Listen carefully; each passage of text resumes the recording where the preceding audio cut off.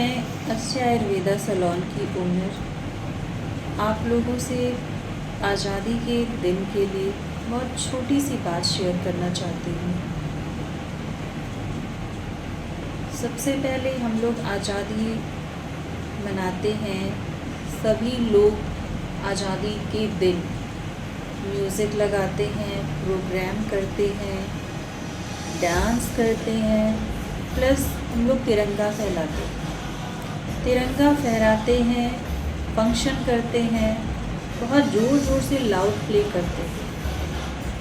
उसके बीच में कई लोग भक्ति पूजा पाठ भी रखते हैं। ये सब कुछ अच्छा है, आप करिए, क्योंकि हम क्या एक ह्यूमैनिटी को फेवर कर रहे हैं, आज़ादी को फेवर कर रहे हैं, प्लस हम सभी लोग जब कोई भी वर्क करते हैं तो हम सब में एक यूनिटी फील होती है और एक साथ वर्क करने से हम सब में एक राष्ट्र की भावना आती है। बहुत हम आपस में बूस्ट फील करते हैं, एक दूसरे को भी बूस्ट करते हैं।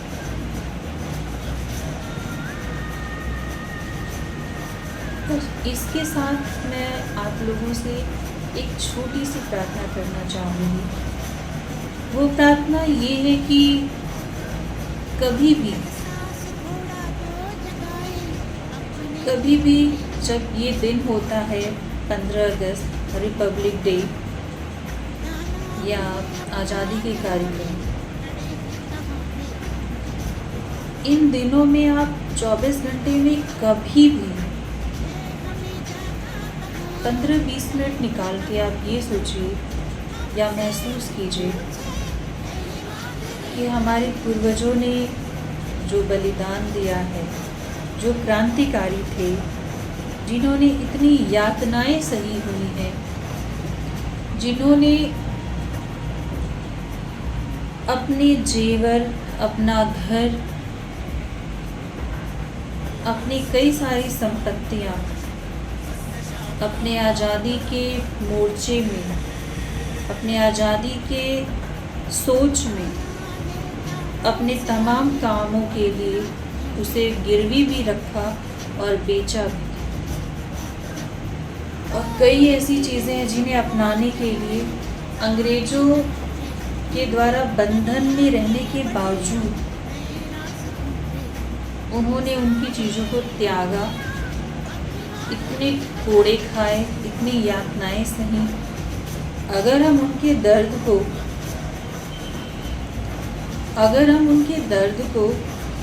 10 मिनट आंखें बंद करके महसूस भी कर लेते हैं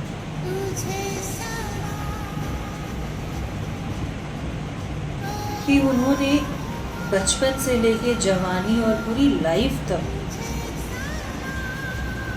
सिर्फ आज़ादी के एक एक कतरा बनने के लिए, एक एक मोर्चे को अंजाम देने के लिए उन्होंने अपनी पूरी जवानी, अपना घर, अपना जेवर,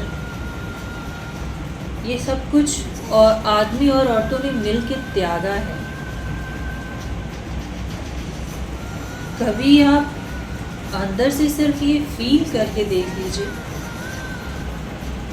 कि कोई किसी को बंदी बनाया है और चाबुक लगा रहा है, आग में झोंक दे रहा है, उसको बर्फ पे लिटा रहा है, उसके घाव को लोहे की भाल से उसके घाव को कुरेद रहा है।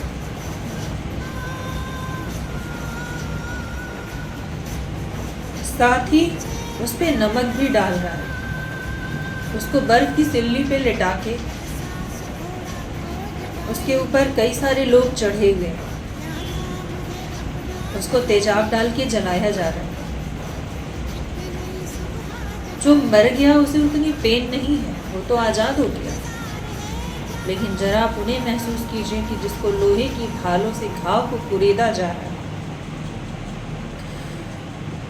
जिस पे नमक डाल के उसकी तड़प को इतना तड़पाया जा रहा है कि उसकी रूह आत्मा तक जीते जी मर जाए।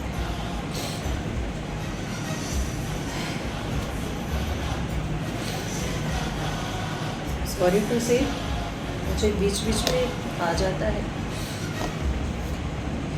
चलिए इस पॉइंट को आप किनारे कीजिए, माइंड मत कीजिए। अगर आप उनके दर्द को महसूस करेंगे, आपको एक चीज़ ज़रूर रियलाइज़ होगी, वो ये कि उसके बावजूद जज्बा कम नहीं होता था, जज्बा बढ़ता ही जाता था। जज्बा जो है वो औरों को उकसाता था। और एक चीज़ और है, यही उनकी सच्ची श्रद्धांजलि है। हम लोग उनके लिए सच्ची श्रद्धांजलि यही दे सकते हैं कि हम उनको अपने हृदय में, अपने दिमाग में बस 10-20 मिनट याद कर दें और उस जोश, उस एनर्जी, उस जज्बे को एडॉप्ट कर लें, अपने अंदर उतार लें उसे हम पूरा। हम भी उसका हिस्सा बन जाएं, उस सोच का, उस दर्द का, उस आज़ादी की भावना का। और वो सोच का कि उन्हें इतनी पड़ी नहीं थी